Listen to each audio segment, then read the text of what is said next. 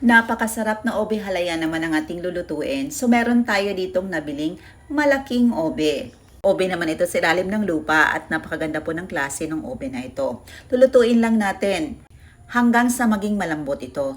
Madali lang maluto ang klase ng obe na ito kasi good for ice cream ito. And meron tayo ditong 2 pirasong kinudkod na niyog. I-extract lang natin ang gata. So first piga na gata po ang ating gagamitin. About 3½ cups of gata po ito.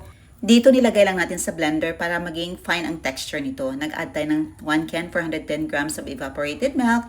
And after natin na blend, binalik natin ito sa ating kawali at nag-add tayo ng 1 can 380 grams condensed milk. 1 cup brown sugar.